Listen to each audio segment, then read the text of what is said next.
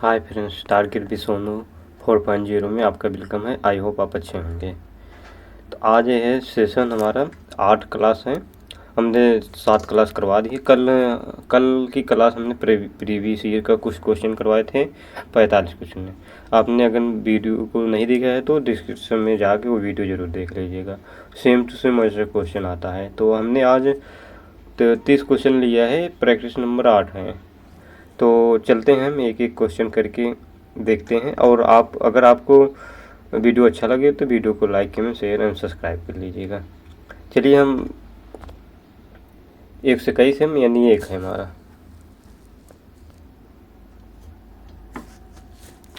परिवार एक इकाई होता है जिसमें माँ, पिता और उनके 2 बच्चे होते हैं। यह कथन है। देखते हैं, ऑप्शन है सत्य है क्योंकि सभी भारतीय परिवार इसी तरह यानी इसी प्रकार के होते हैं। बी है सही नहीं है क्योंकि इस कथन में यह स्पष्ट करना चाहिए कि बच्चे जैविक होते हैं। सी है सही नहीं है क्योंकि परिवार कई प्रकार के होते हैं तथा परिवार का केवल एक ही प्रकार के वर्गीकृत नहीं किया जा सकता। और डी है सत्य है क्योंकि यह किसी आदर्श परिवार का आकार है। तो आप लोग बताइए कि इसमें से कौन सा ऑप्शन सही है। इसमें ऑप्शन नंबर सी सही है। सही नहीं है क्योंकि परिवार कई प्रकार के होते हैं तथा परिवार का केवल एक ही प्रकार में वर्गीकृत नहीं किया जा सकता।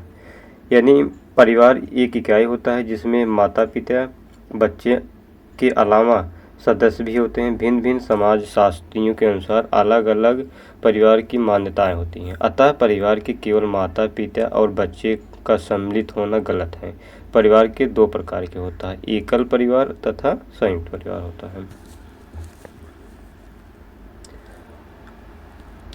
122 है। प्राकृतिक संसाधन होते हैं, जल है, खनिज है, लकड़ी है, उपरोक्त में से सभी। आप लोग बताइए कि इसमें से कौन सा ऑप्शन सही है। इसमें ऑप्शन नंबर डी सही है, उपरोक्त में से सही सभी। प्रकृति द्वारा जो साधन मनुष्य को प्रदान किए गए हैं जिसमें मनुष्य अपने जीवन को विकास कर सकता है तथा अपनी आवश्यकता को पूरी कर सकता है, वे संसाधन प्राकृतिक संसाधन कहे जाते हैं। जैसे जल हो गया, लकड़ी हो गए, खनिज हो गए, इत्यादि प्रकार के संसाधन हैं।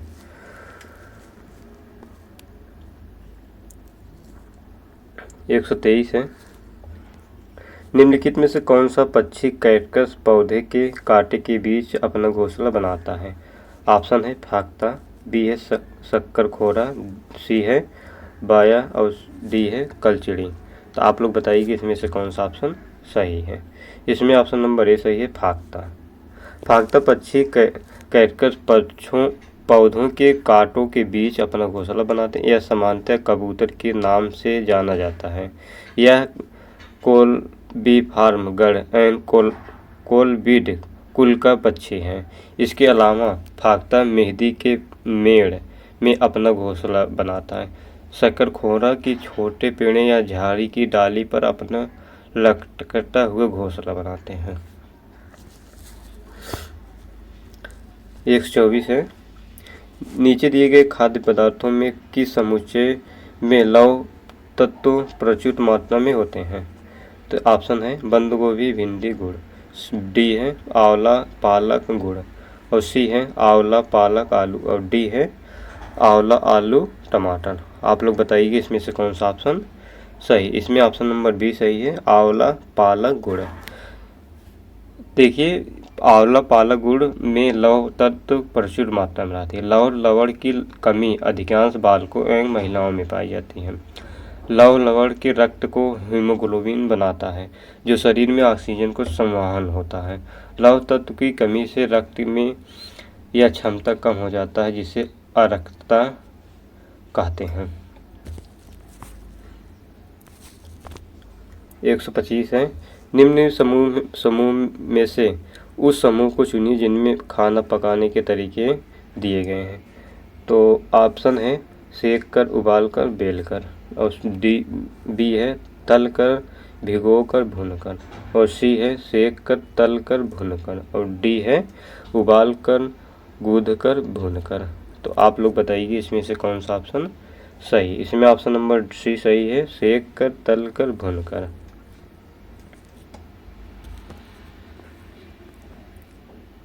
126 है, कचरा प्रबंध की उस प्रणाली को क्या कहते हैं जिनमें साकेंद्रीय समुच्चय से प्रदूषकों को हटाने या निष्प्रभावी करने के लिए सूक्ष्म जीवों का प्रयोग किया जाता है। जैसे ऑप्शन है जैव संवेदी, बी है जैव आवर्धक, और सी है जैव उपचारीकरण, और डी है जैव सांद्रण। आप लोग बताइए इसमें से कौन सा ऑप्शन सही। इसमें ऑप्शन नंबर सी सही है, जैव उपचारीकरण। 127 है, निम्नलिखित में से कौन सा सबसे ज़्यादा ठोस अवशिष्ट उत्पन्न करती है। कृषि, न्यूक्लियर पावर संयंत्र, सी है उत्पादन उद्योग, और डी है पैकिंग उद्योग। तो आप लोग बताइए कि इसमें से कौन सा ऑप्शन सही। इसमें ऑप्शन नंबर सी सही है, उत्पादन उद्योग। तो देखते हैं ठोस अवशिष्ट कृषि क्षेत्र, उत्पादन उद्योग, और सीवेज, स्लज, म्यूनिसिपल गार्बेज आदि उत्पन्न होते हैं, किंतु उत्पादन उद्योग द्वारा उत्पन्न ठोस अवशिष्ट की मात्रा अधिक होती है। उत्पाद उद्योग को निकलने वाले ठोस अवशिष्ट स्वयं नष्ट नहीं होते हैं और पर्यावरण की किसी न किसी रूप में बने रहते हैं, जैसे कारखानों से निकलता रासायनिक कचरा, पॉलीथीन, प्लास्टिक, धातु के टुकड़े आदि। 128 है, वायु प्रदूषण सूचक के रूप में निम्नलिखित में से कौन सा काम आता है। शैवाल, फफूंद, विषाण, लाइकेन। आप लोग बताइए कि इसमें से कौन सा ऑप्शन सही है। इसमें ऑप्शन नंबर डी सही है, लाइकेन। वायु प्रदूषण सूचक होते हैं जो प्रदूषण में उपस्थित अपनी नैसर्गिकता खो देते हैं। लाइकेन इसी प्रकार का वायु प्रदूषक सूचक है जहाँ वायु में सल्फर डाइऑक्साइड गैस की अधिकता होती है, वहाँ लाइकेन नहीं पाए जाते हैं, जिसका अर्थ है कि वहाँ वायु प्रदूषण होते हैं। और 129 है, निम्नलिखित में कौन सा बीज नहीं है। गेहूँ है, काली मिर्च है, साबूदाना है, सौंफ है। आप लोग बताइए कि इसमें से कौन सा ऑप्शन सही। इसमें ऑप्शन नंबर सी सही, साबूदाना।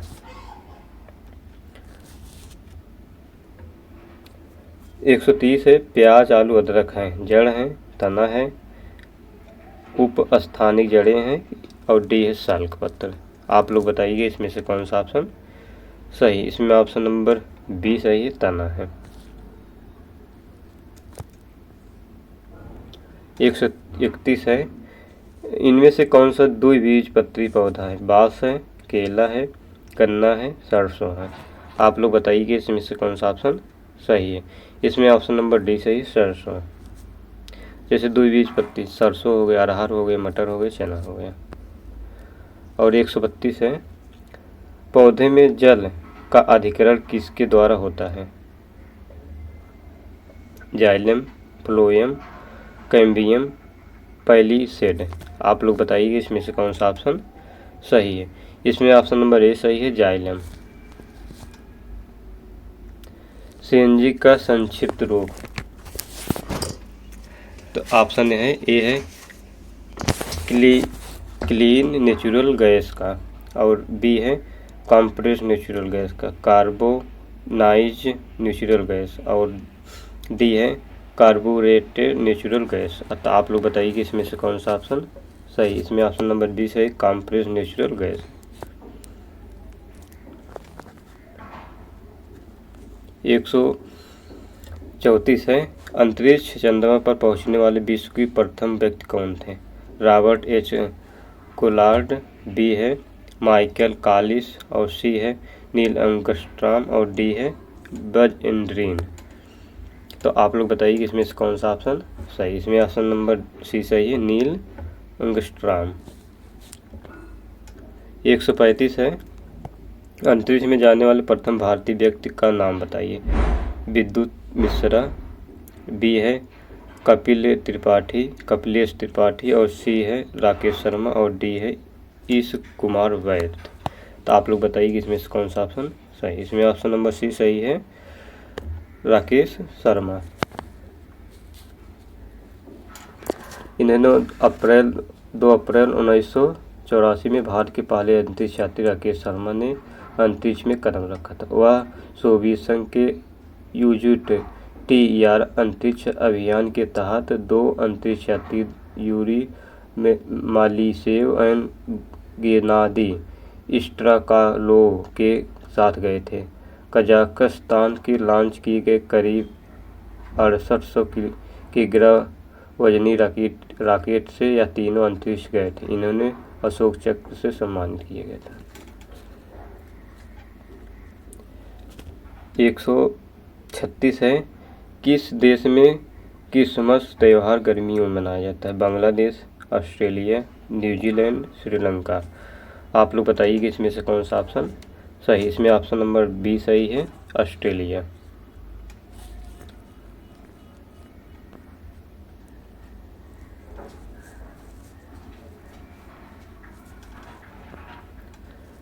शायद 137 है, डूरंड कप किस खेल से संबंधित है? फुटबॉल, पोलो, हॉकी, बैडमिंटन। तो आप लोग बताइए इसमें से कौन सा ऑप्शन सही है? इसमें 137 का ऑप्शन नंबर ए सही है, फुटबॉल। और 138 है, मध्य प्रदेश में सबसे ऊंचा स्थान कौन सा है? भेड़ाघाट, मंडला, पंचमढ़ी और डी है ओकेश्वर। तो आप लोग बताइए कि इसमें से कौन सा ऑप्शन सही है? इसमें ऑप्शन नंबर सी सही है, पंचमढ़ी। 139 है, कौन सी ग्रीन हाउस गैस वातावरण में सबसे अधिक मात्रा में उपस्थित रहती है? प्रोपेन, एथेन, कार्बन डाइऑक्साइड और मीथेन। तो आप लोग बताइए कि इसमें से कौन सा ऑप्शन सही है? इसमें ऑप्शन नंबर सी सही, कार्बन डाइऑक्साइड। एक ग्रीन हाउस गैस है जो वातावरण में सबसे अधिक मात्रा में उपस्थित होता है। यह मानवीय क्रियाकलापों द्वारा उत्सर्जित होता है, जो सूर्य से आने वाले लघु विकिरण तत्व को तो पृथ्वी पर आने देती, किंतु पृथ्वी से वापस लौटने वाले दीर्घ विकिरण को अवशोषित कर लेती है। इस प्रकार पृथ्वी को सतह पर ऊष्मा बनी रहती है, जिसे ग्लोबल वार्मिंग कहते हैं। 140 है, ओजोन परत का अधिकतम ह्रास निम्न से किस पर हुआ? उत्तरी ध्रुव, दक्षिणी ध्रुव, भूमध्य रेखा और डी है उपयुक्त में से कोई नहीं। इसमें से ऑप्शन नंबर बी सही है, ध्रुवीय दक्षिण ध्रुव। ओजोन परत का अधिकतम ह्रास दक्षिणी ध्रुव पर हुआ। सर्वप्रथम ब्रिटिश दल ने 1985 में टोटल ओजोन मैपिंग स्पेक्ट्रोमीटर की मदद से अंटार्कटिका दक्षिणी ध्रुव के ऊपर ओजोन छिद्र का पता लगाया। ओजोन छिद्र होने से सूर्य से आने वाली हानिकारक पराबैंगनी किरणें धरातल पर पहुंची त्वचा पर हानिकारक गैस डालते हैं, जिससे त्वचा कैंसर होता है।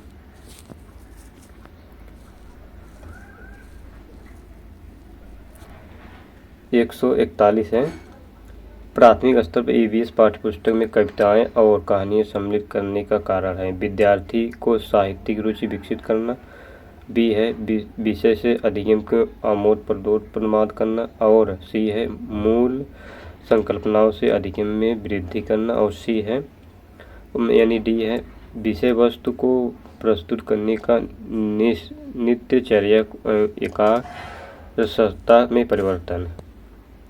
तो आप लोग बताइए कि इसमें से कौन सा ऑप्शन सही है? इसमें ऑप्शन नंबर बी सही है, विषय के अधिगम के आमोद प्रमोद को प्रदान करना। 142 है, कौन सी प्रक्षेपित सामग्री है? बुलेटिन बोर्ड, बी है OHP और सी है प्रतिमान और डी है प्लेन बोर्ड। तो आप लोग बताइए कि इसमें से कौन सा ऑप्शन सही है? इसमें ऑप्शन नंबर बी सही है, OHP।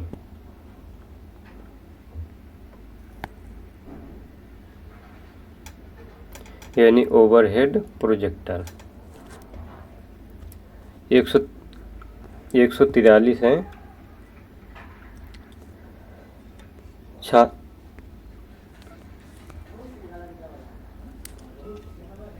छात्रों के लिए सीखने में प्रमुख संसाधन है। ऑप्शन है विभिन्न क्रियाओं हेतु सामग्री संकलन, बी है ग्रंथालय और सी है सर्वे एंड प्रोजेक्ट का निर्माण, डी है उपरोक्त सभी।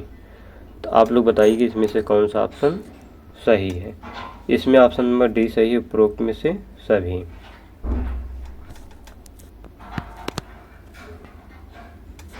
144 है आपने पर्यावरण की स्वच्छता और शुद्धता का मूल्यांकन करना प्रमुख उद्देश्य है।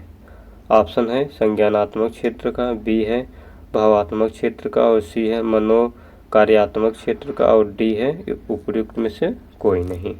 तो आप लोग बताइए कि इसमें से कौन सा ऑप्शन सही। इसमें ऑप्शन नंबर बी सही, भावात्मक क्षेत्र का। 45 है यानी 145 सतत एवं व्यापक मूल्यांकन की एक तकनीक है। सत्र मूल्यांकन, बी है अर्धवार्षिक मूल्यांकन और सी है निदानात्मक मूल्यांकन और डी है इकाई मूल्यांकन। तो आप लोग बताइए कि इसमें से कौन सा ऑप्शन सही है। इसमें ऑप्शन नंबर सी सही है, निदानात्मक मूल्यांकन।